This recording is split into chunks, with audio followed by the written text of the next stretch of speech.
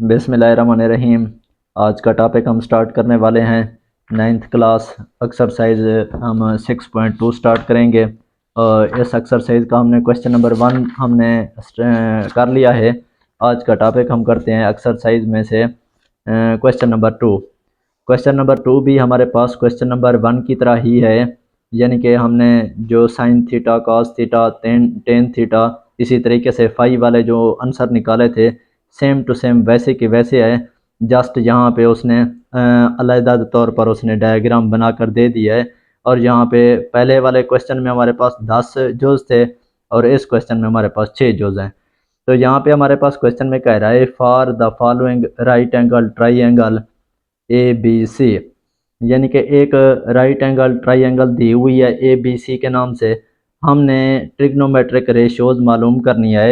Find the trigonometric ratios for which M, यानी कि उसके बाद ट्राइंगल की अलामत दी है A is equal to 5 and M triangle क्या है हमारे पास सी, ये हमारे पास क्या है थीटा क्या है। अब यहाँ पे हमने sine theta, cos theta, tan theta, sine phi, cos phi और इसी तरीके से टेन फाई को मालूम करना है। तो इस डायग्राम को देखते हुए तो हमारे पास थीटा जो है ना, हमारे पास पहले हम थीटा वाली वैल्यूज़ दी हुई हैं, जबकि फाई वाली कीमतें हमारे पास अलग होंगी। पहले क्वेश्चन में हमारे पास 17, 8, 15 यानी कि 3 यानी कि बेस हाइपोटेनियस परपेंडिकुलर के अलग-अलग नंबर दिए हुए थे। अब यहाँ पे उसने नंबर नहीं दिए, ए बी सी का नाम दे दिया है। तो जस्ट यही कुछ फ़र्क है, तो समझने की कोशिश करते हैं। तो यहाँ पे मैंने क्वेश्चन नंबर 1 को लिख दिया है। अब एक और बात देखनी क्या है हमने, तो पहले यहाँ पे अगर मैं आपको समझाऊँ, अगर यानी कि ये वाली फॉर्म, ये हमारे पास ए बी सी ट्राइंगल है, ये थीटा है, ये फाई है। अब थीटा के हिसाब से अगर जोज नंबर 1 करें तो थीटा के सीधा सामने वाला हमारे पास क्या होता है, परपेंडिकुलर होता है। ये हमारे पास बी और सी यानी कि ये हमारे पास क्या बनेगी, बेस बनेगी। और ए और सी हमारे पास क्या बनेगा, हाइपोटेनियस बनेगा, यानी कि वक्र बनेगा। अब यहाँ पे अगर हम तवज्जो दें तो पहले वाली क्वेश्चन में, क्वेश्चन नंबर 1 में तो 2, 8, 5, 10 यानी कि नंबर दिए हुए थे। अब यहाँ पे ए बी सी दिए हुए हैं, तो ए बी सी के हिसाब से हमने बेस हाइपोटेनियस को पुट करना है। तो एक फार्मूला होता है यानी कि ट्रिग्नोमेट्रिक रेशियोज को समझने के लिए, तो उसके लिए जो मैंने आपको क्वेश्चन नंबर 1 में भी बताया था। तो यहाँ पे अगर देखें हमारे पास है some people have curly brown hairs through proper brush, यानी कि एक किस्म की मैं आपको ट्रिक समझ लें आप। तो यानी कि एस क्या है, साइन थीटा को शो करता है, पी क्या है, परपेंडिकुलर को शो करता है, हैव क्या है, हाइपोटेनियस को शो कर रहा हूँ। मैं दोबारा आपको रिवाइज करा रहा हूँ, पिछले क्वेश्चन को आपने देखा होगा, लेकिन आज वाले क्वेश्चन में हमारे टॉपिक में जो दोबारा मैं इसको रिवाइज करवा रहा हूँ। अब यहाँ पे हमारे पास सी करली, यानी कि सी से क्या है, कॉज है, बी से क्या है, बेस है, एच से क्या है, हाइपोटेनियस है, यानी कि साइन थीटा हमारे पास परपेंडिकुलर ओवर हाइपोटेनियस है, कॉस थीटा हमारे पास बेस ओवर हाइपोटेनियस है, थ्रो यानी कि टी के हिसाब से टेन थीटा बनेगा, पी से क्या है परपेंडिकुलर, ब्रश यानी कि बी बेस बनेगा, यानी कि tan theta perpendicular over base बनेगा। अब ये तो हो गए हमारे पास साइन कॉज टेन। आपको पता है साइन का उलट हमारे पास कोसेकेंट होता है, कॉज का उलट हमारे पास क्या होता है, सेकेंट होता है, जबकि टेन थीटा का उलट क्या होता है, कॉट थीटा होता है। जैसे इनके उलट यानी कि प्रोसेस होगा, वैसे ही इनका perpendicular cause sine theta perpendicular over hypotenuse होता है। तो सीकेंट थीटा हमारे पास क्या बनेगा, हाइपोटेनियस ओवर परपेंडिकुलर बन जाएगा। इसी तरीके से सीकेंट थीटा भी हमारे पास हाइपोटेनियस ओवर बेस बन जाएगा और कॉट थीटा हमारे पास बेस ओवर परपेंडिकुलर बन जाएगा। ये इनके उलट हैं। अच्छा जी, ये उम्मीद है समझ आ चुकी होगी। अब डायग्राम के हिसाब से हम इनकी कीमतें ए बी सी जो दी हुई हैं उनके हिसाब से हम कीमतें को पुट करते हैं। अब यहाँ पे अगर देखें साइन थीटा हमारे पास क्या होता है, साइन थीटा अगर मैं एक साइड पे लिख लूँ तो साइन थीटा जो होता है वो हमारे पास हाइपोटेनियस सॉरी परपेंडिकुलर ओवर क्या बनता है, हाइपोटेनियस, ये होता है यानी कि साइन थीटा। यहाँ पे मैं आपको समझाने के लिए एक साइड पे बता रहा हूँ, आपने क्वेश्चन पेपर में परपेंडिकुलर ओवर हाइपोटेनियस नहीं लिखना, यहाँ पे आंसर आपने बताना है। अब यहाँ पे देखना क्या है साइन थीटा हमारे पास है क्या, परपेंडिकुलर ओवर हाइपोटेन्यूस। परपेंडिकुलर क्या है, एम ए बी बनेगा हमारे पास, एम ए बी बनेगा, जबकि हाइपोटेन्यूस इसका क्या है, ए और सी यानी कि बी वाला, एम ए सी हमारे पास क्या बन गया, हाइपोटेन्यूस बन गया।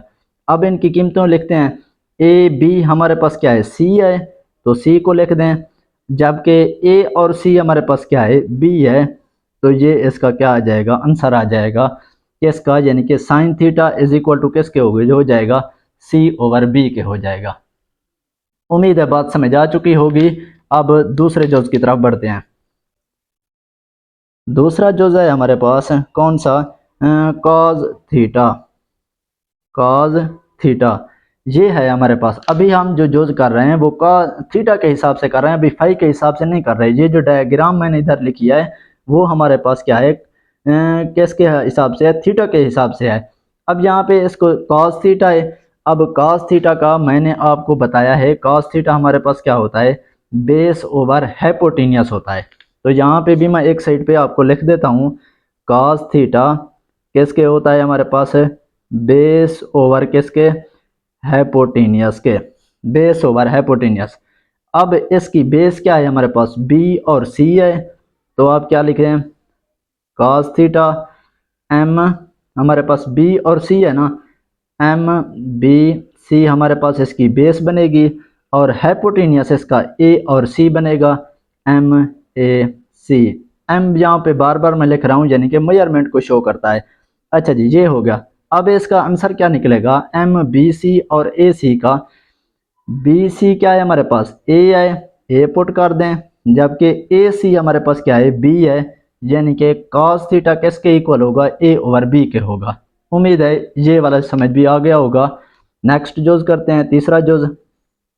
तीसरा जोज है हमारे पास टेन थीटा। टेन थीटा को देखना है हमने। अब टेन थीटा को कैसे मालूम होगा हमारे पास, यहाँ पे अगर हम देखें, tan theta is equal to perpendicular over base होता है। तो यहाँ पे अलग से लिखा हुआ है, दोबारा भी एक साइड पे मैं अलग आपको लिख कर देता हूँ। यहाँ पे आपने आंसर में आपने शीट पर नहीं लिखना, जस्ट आपको समझाने के लिए मैं एक साइड पे लिख रहा हूँ।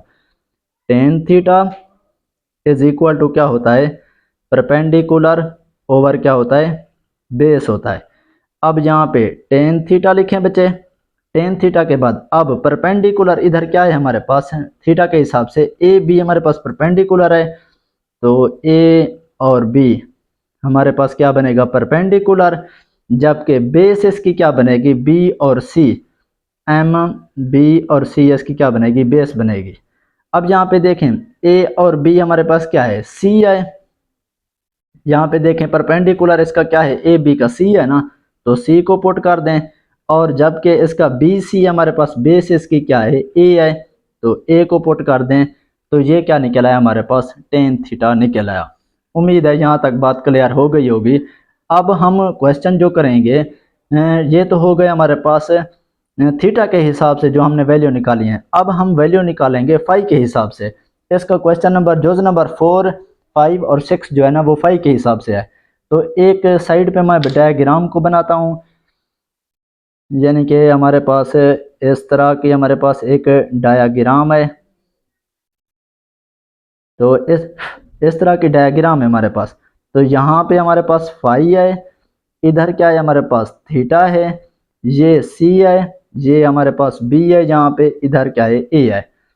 तो इनकी कीमतें जो है ना, यहाँ पे हमारे पास बी है, ये ए है, ये क्या है, सी है।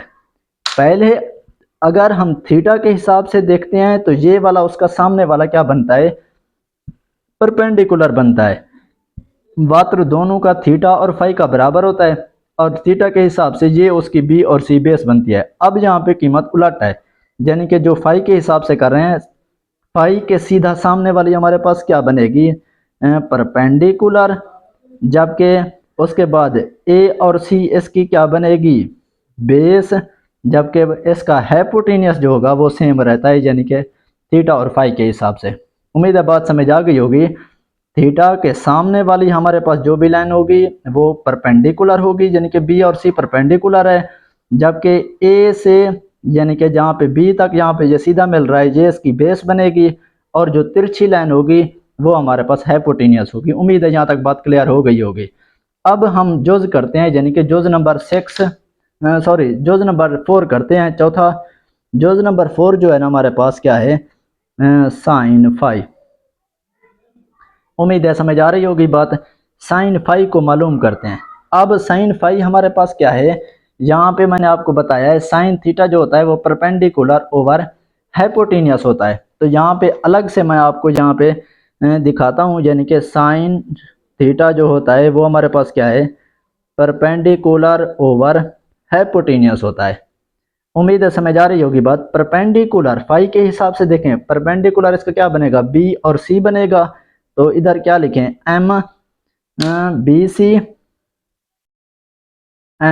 बी सी ये हो गया।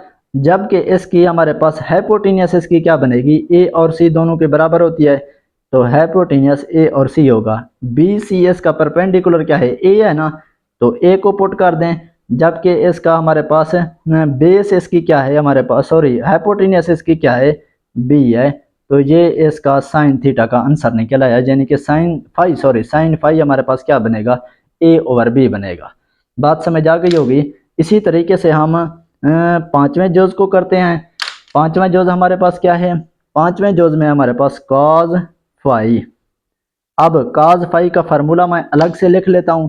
कॉज फाई जो हमारे पास होता है वो क्या है, बेस ओवर क्या होता है, हाइपोटेनियस। बेस ओवर हाइपोटेनियस ये क्या है, कॉज इक्वल होता है। अब यहाँ पे बेस हमारे पास इधर क्या है, ए और सी है, तो मैं इधर पाई के हिसाब से करें ए और बी बनेगी इसकी बेस। जबकि इसका हाइपोटेनियस इसका क्या बनेगा, ए और सी बनेगा, एम ए सी। तो इसका आंसर क्या निकलेगा, ए बी हमारे पास क्या है, बेस है, सी है ना हमारे पास सी लिखेंगे। जबकि ए सी हमारे पास क्या है, बी है, तो यहाँ पे आप बी को पुट कर देंगे। ये हो गया हमारे पास कॉज फाई। अब इसका छठा जोज करते हैं, यानी कि छठा जोज कौन सा है हमारे पास, ये है हमारे पास टेन फाई। अब टेन फाई करते हैं। आपको पता है टेन फाई जो होता है वो हमारे पास परपेंडिकुलर ओवर क्या होता है, बेस होता है। ये अलग से मैं आपको यहाँ पे लिख के बता रहा हूँ। अब टेन फाई क्या होगा हमारे पास, परपेंडिकुलर ओवर बेस। परपेंडिकुलर, अब इसका टेन थीटा का क्या बनेगा, परपेंडिकुलर। ये फाई के सीधा सामने वाला परपेंडिकुलर होता है, यानी कि बी और सी इसका परपेंडिकुलर बनेगा, बी सी लिख दें। उसके बाद क्या है हमारे पास, बेस इसकी क्या बनेगी, ए और बी, ए बी। तो इसका आंसर क्या आएगा, बी सी का क्या आएगा, ए आएगा। जबकि इसका हमारे पास बेस इसकी क्या बनेगी, सी बनेगी। तो M A C M B C over M A B का आंसर हमारे पास टेन फाई का क्या निकलेगा, ए ओवर सी। तो ये हो चुका है हमारे पास एक्सरसाइज नंबर 6.2 का दूसरा जो हल अच्छे तरीके से हो गया होगा। ये जो अलग अलग से मैंने आपको, यानी कि sine is equal to perpendicular over hypotenuse या काज थीटा की, या उसके बाद टेन थीटा की जो कीमतें मैंने आपको साइड पे लिख के दिया है, ये आपने आंसर शीट पे नहीं लिखना, बस आपने बी सी ए सी लिख कर आपने इसका यानी कि जो ए बी के हिसाब से जो कीमतें होंगी बस वही पुट कर देनी है, ज़्यादा एक्स्ट्रा तौर पर आपने नहीं लिखना। बस ये आपकी ज़हन दिहानी के लिए मैंने आपको बताया है। अब क्वेश्चन नंबर हम 3 करते हैं। अच्छा जी, क्वेश्चन नंबर 3 को हमने लिखा हुआ है। सबसे पहले स्टेटमेंट को समझते हैं, फिर उसके बाद एक एक जो हल करने की कोशिश करेंगे।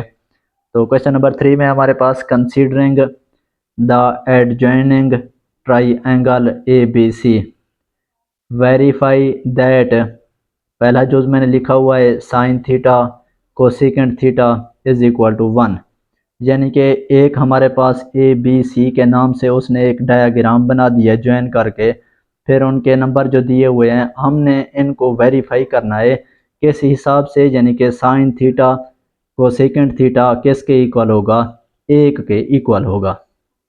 अब यहाँ पे हमने इनको मालूम करना है, वेरीफाई करना है, साबित करना है, यानी कि क्या वाकई साइन थीटा कोसेकेंट थीटा एक के इक्वल है या नहीं।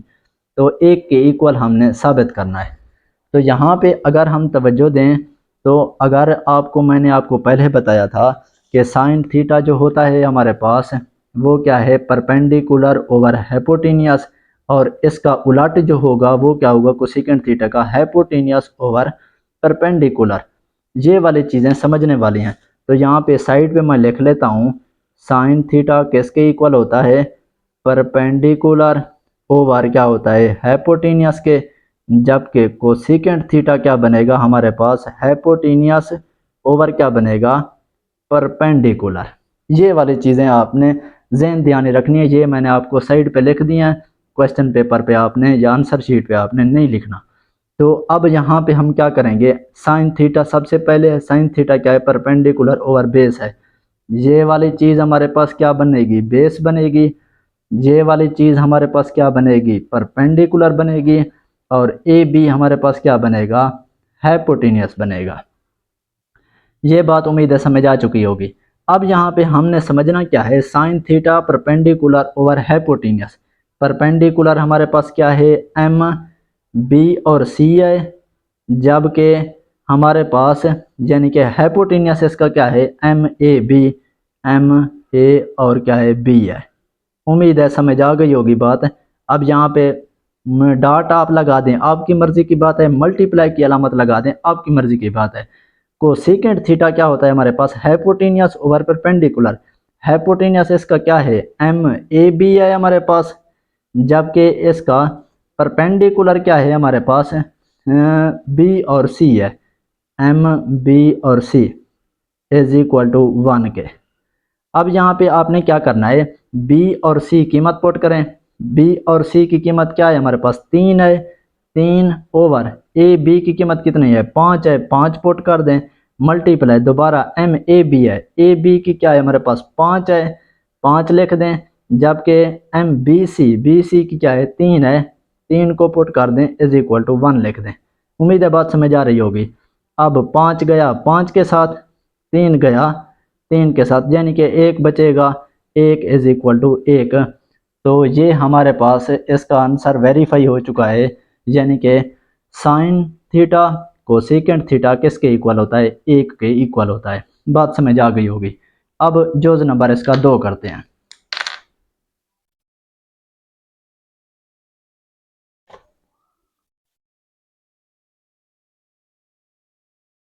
दूसरा जोज हमारे पास क्या है, cos theta secant theta is equal to क्या है हमारे पास, 1 है। अब इसके हिसाब से हम आंसर निकालने की कोशिश करेंगे। अब यहाँ पे देखें, cos थीटा हमारे पास क्या होता है, ये चीज़ समझने वाली है। यहाँ पे देखें cos थीटा क्या है, बेस ओवर हाइपोटेनियस है, जबकि सेकेंट थीटा हमारे पास क्या है, हाइपोटेनियस ओवर बेस है। तो यहाँ पे अलग से मैं आपको लिख कर देता हूँ, cos theta is equal to क्या है, बेस ओवर हाइपोटेनियस, जबकि सेकेंड थीटा हमारे पास क्या होता है, हाइपोटेनियस ओवर बेस होता है। उम्मीद है बात समझ आ चुकी होगी। cos थीटा को देखें अब डायग्राम में, cos थीटा में हमारे पास क्या है, बेस ओवर हाइपोटेनियस।